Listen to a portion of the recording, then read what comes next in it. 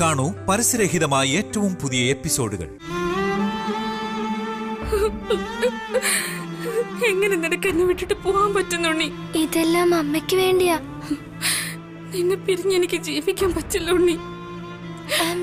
അമ്മ, ഇന്ന് നിന്നെ ഓർത്ത് കരയുണ്ണി. അമ്മയെന്നും ഹാപ്പി ആയിട്ടിരിക്കണം. പെട്ടെന്ന് തിരിച്ചു വരണേ നീ. ഞാൻ പഠിച്ച വലിയവനായിട്ട് അമ്മ വന്ന് കണ്ടോളാം അമ്മ.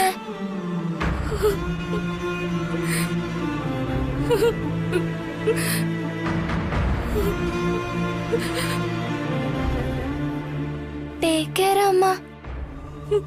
അച്ഛനെ നല്ലോണം നോക്കിക്കോണേ. അമ്മ ഹാപ്പി ആയിട്ടിരിക്കണേ. ബായ് അമ്മ. ബായ് വല്യമ്മ. ഉണ്ണി,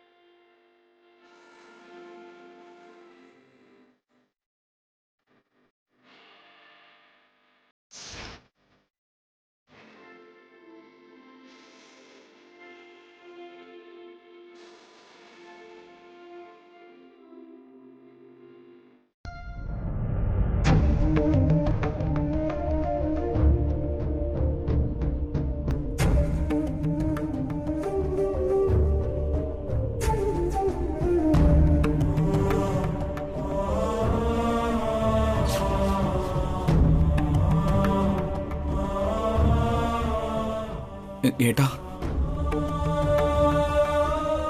പറയാക്കൽ. ഉണ്ണി ഹോസ്റ്റലിലേക്ക് വിട്ടതില് നല്ല വിഷമമുണ്ട് എനിക്ക്. എന്തോ മിസ്സാവുന്ന പോലെ തോന്നുക.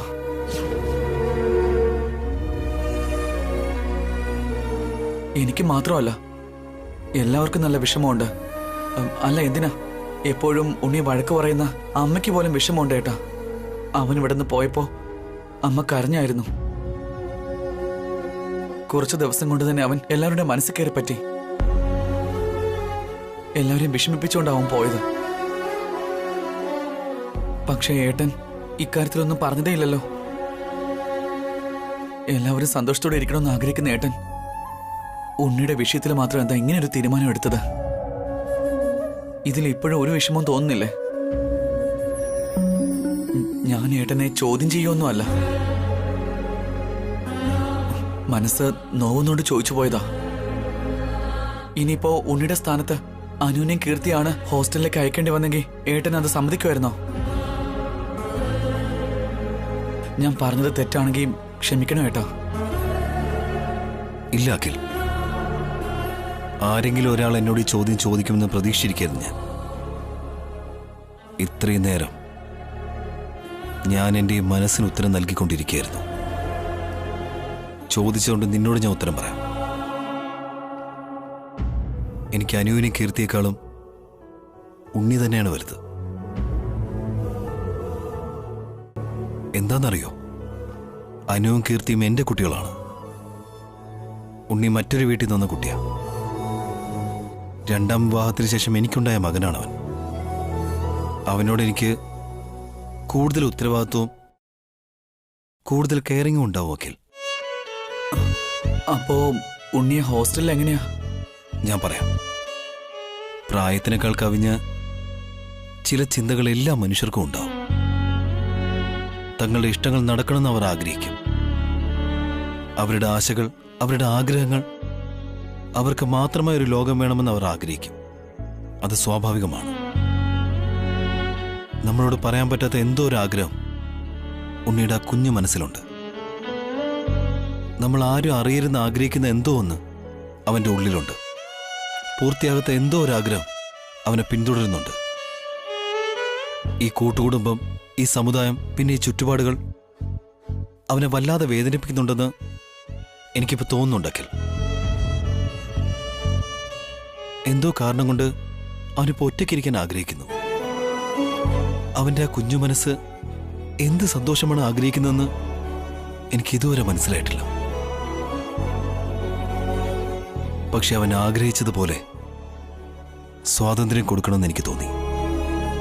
അതുകൊണ്ടാണ് സമ്മതിച്ചത്. അവൻ ഇവിടുന്ന് പോയത് നിങ്ങളെല്ലാവരെയും വേദനിപ്പിച്ചു എന്ന് നീ ഇപ്പൊ പറഞ്ഞല്ലോ. പക്ഷെ ഞാനിത് ആരോട് പറയാമെങ്കിൽ? ഇത്രയും ചെറിയൊരു കുട്ടിയെ ദൂരേക്ക് പറഞ്ഞേക്കുന്നത് ചെറിയ കാര്യമല്ലല്ലോ. അച്ഛനെയും അമ്മയെയും സ്വന്തക്കാരെ എല്ലാം വിട്ടുപിരിഞ്ഞ് ദൂരേക്ക് പോകുന്ന ഏതൊരു കുഞ്ഞു മനസ്സായാലും അതിനെ വേദനിപ്പിക്കുകയൊക്കെ. എന്നിരുന്നാലും അവരുടെ സന്തോഷത്തെയും സ്വാതന്ത്ര്യത്തെയും നമ്മളായിട്ട് തടസ്സപ്പെടുത്തരുതല്ലോ. സോറി ഏട്ടാ. ഏട്ടന് ഉണ്ണിയുടെ കാര്യത്തിൽ ഒരുപാട് ശ്രദ്ധയുണ്ട്. എന്നാൽ ഞാൻ ഏട്ടനെ പോലെ ചിന്തിച്ചില്ല. ഏട്ടനെ എനിക്ക് നന്നായിട്ട് അറിയാമായിരുന്നിട്ടും ഉണ്ണിയുടെ കാര്യത്തിൽ മറ്റെന്തോ ചിന്തയായിരിക്കുമെന്ന് ഞാൻ തെറ്റിദ്ധരിച്ചു പോയി. ഐ എം വെരി സോറി ഏട്ടാ. ചോദിച്ചതിൽ ഒരു തെറ്റുമില്ലാക്കിൽ. മനുഷ്യരെ തമ്മിൽ അകലുന്നതും മനസ്സുകളെ വേദനിക്കുന്നതും ഇതിനെല്ലാം കാരണം മിസ്അണ്ടർസ്റ്റാൻഡിംഗ് ആണ്. ശരിയാ ഏട്ടാ. ഞാൻ എന്ത് ചിന്തിക്കുന്നു എന്ന് ഏട്ടനും ഏട്ടന്റെ മനസ്സിൽ എന്താണെന്ന് അറിയാതെ ഞാനും എന്തൊക്കെയോ ഉള്ളിൽ തോന്നിയ പൊട്ടത്തരങ്ങൾ ഏട്ടനോട് പറഞ്ഞു പോയി. അറിയാതെ പറഞ്ഞതാ ഏട്ടാ. പിന്നെ ഏട്ടന്റെ അഭിപ്രായം ഏട്ടത്തോട് പറഞ്ഞായിരുന്നോ? ഏട്ടത്തി ഏട്ടനെ തെറ്റിദ്ധരിക്കില്ലല്ലോ അല്ലേ?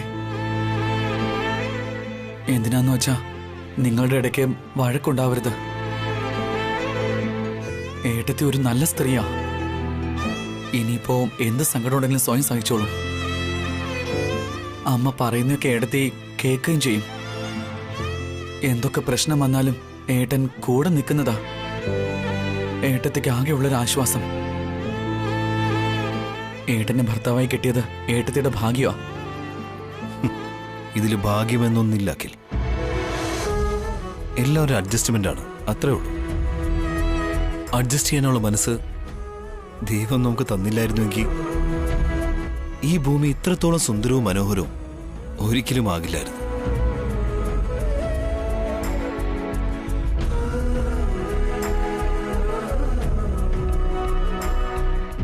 ഉണ്ണി ആ ലഗേജൊക്കെ എങ്ങത്താ? കൊഴപ്പില്ല വല്യച്ഛ. എന്റെ ലഗേജ് ഞാൻ തന്നെ എടുത്തോളാം. ഇത്രയും വെയിറ്റ് നിനക്ക് എടുക്കാൻ കഴിയില്ല മോനെ. ഇനി ഇങ്ങനത്തെ കാര്യങ്ങളൊക്കെ ഞാൻ ഒറ്റയ്ക്കല്ലേ ചെയ്യേണ്ടത് വല്യച്ഛ. അതുകൊണ്ട് എന്റെ ലഗേജ് ഞാൻ തന്നെ എടുത്തോളാം വല്യച്ഛ.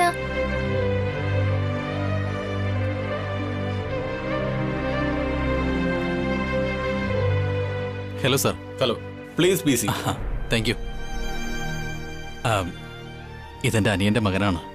ഹോസ്റ്റലിൽ ജോയിൻ ചെയ്യാൻ വേണ്ടി കൊണ്ടുവന്നതാണ്. ഓ, ഇതാണോ കുട്ടി? അഭിരാം എന്നെ ഇപ്പൊ ഫോൺ ചെയ്ത് പറഞ്ഞതേ ഉള്ളൂ. Hi, how are you my boy?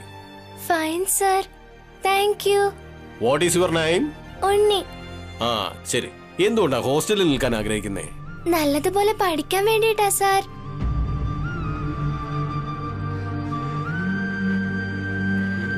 നിനക്ക് നല്ല മാർക്സ് ആണല്ലോ ഉള്ളത്. ഇനിയും നല്ലതുപോലെ പഠിക്കാൻ വേണ്ടിട്ടാ സാർ. ഇവനെ കാഴ്ചയിൽ ഒബീഡിയന്റ് പയ്യനായിട്ടാ തോന്നുന്നേ. നിന്നെ പോലെ നല്ല ക്ലവറായ കുട്ടികൾ ഹോസ്റ്റലിൽ നിന്ന് പഠിക്കേണ്ട ഒരു ആവശ്യവുമില്ല. കുസൃതി കാണിക്കുന്ന കുട്ടികൾക്കാടാ ഹോസ്റ്റൽ. അല്ല സാർ, ഞാൻ ഭയങ്കര കുസൃതിക്കാരനാ. നീ എപ്പോഴാടാ വികൃതി കാണിച്ച ഉണ്ണി? ചെയ്തിട്ടുണ്ടല്ലോ വല്യച്ഛ. ഇനി മുതല് ഞാൻ കൊറേ കുസൃതി കാണിച്ചോണ്ടേയിരിക്കും. ഞാൻ കാരണം വീട്ടിൽ എല്ലാവർക്കും ഡിസ്റ്റർബൻസ് ആയിരിക്കും. അതുകൊണ്ടാ ഞാൻ ഹോസ്റ്റലിൽ താമസിക്കണമെന്ന് പറയുന്നത്. എന്നെ വീട്ടിലോട്ട് തിരിച്ചു കൊണ്ടുപോവല്ലേ പ്ലീസ് സാർ. എന്നെ എങ്ങനെയെങ്കിലും ഇവിടുത്തെ ഹോസ്റ്റലിൽ ചേർത്തൂടെ? എനിക്ക് നല്ലതുപോലെ പഠിക്കാൻ വേണ്ടിട്ടാ സാർ. അപ്പൊ നല്ല കുസൃതിയാണെന്ന് പറഞ്ഞതോ? ഇവിടെ കുസൃതി കാണിക്കാൻ നിന്നാ നല്ല പണിഷ്മെന്റ് ഒക്കെ കിട്ടും. ടൈം ടു ടൈം ജോലികൾ ചെയ്യണം. നല്ല ഡിസിപ്ലിൻ ആയിട്ടിരിക്കണം. നിന്റെ കാര്യങ്ങൾ നീ തന്നെ നോക്കിക്കോണം. Okay sir. സാറ് പറയുന്നത് പോലെയൊക്കെ ഞാൻ ചെയ്തോളാം. സാർ എന്ത് പറഞ്ഞാലും അതൊക്കെ ഞാൻ ചെയ്തോളാം. എന്നെ എങ്ങനെയെങ്കിലും ഹോസ്റ്റലിൽ ചേർക്കണേ സാർ. നിനക്കെന്താ ഹോസ്റ്റൽ ഇത്രയ്ക്ക് ഇഷ്ടം?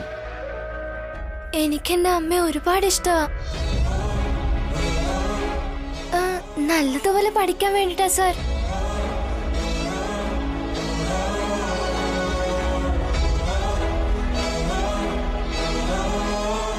ശരി, മോൻ കുറച്ചു നേരം പുറത്ത് വെയിറ്റ് ചെയ്യും. Thank you sir.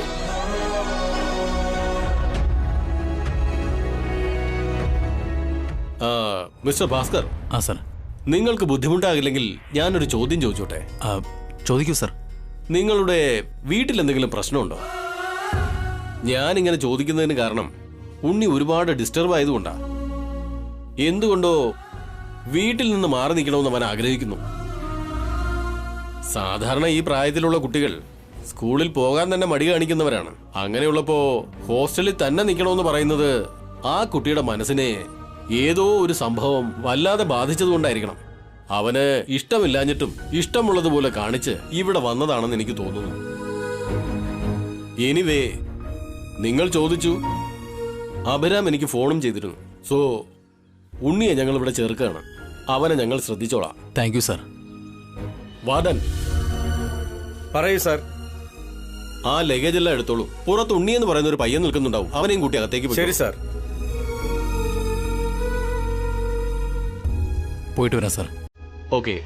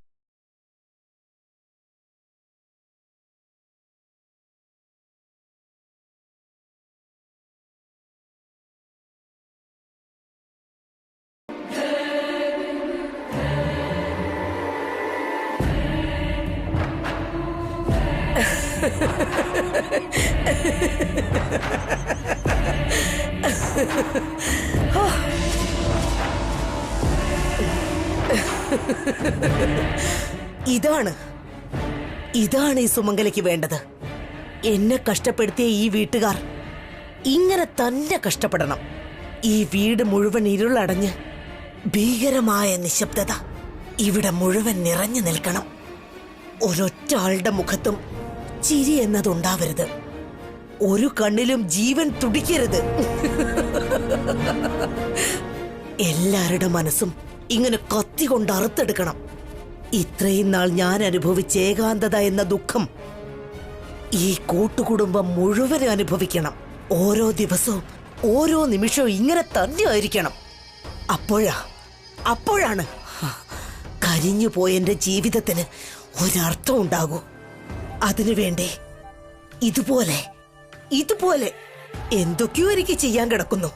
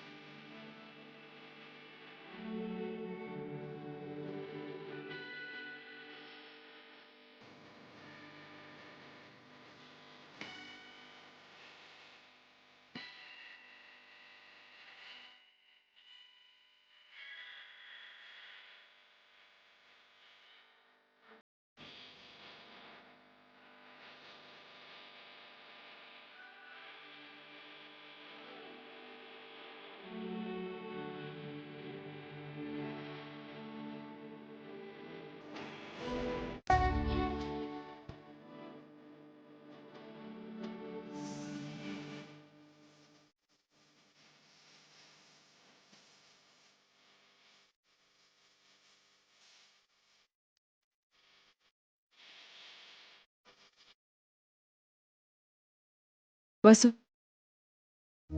ഇതാ കഴിക്ക്.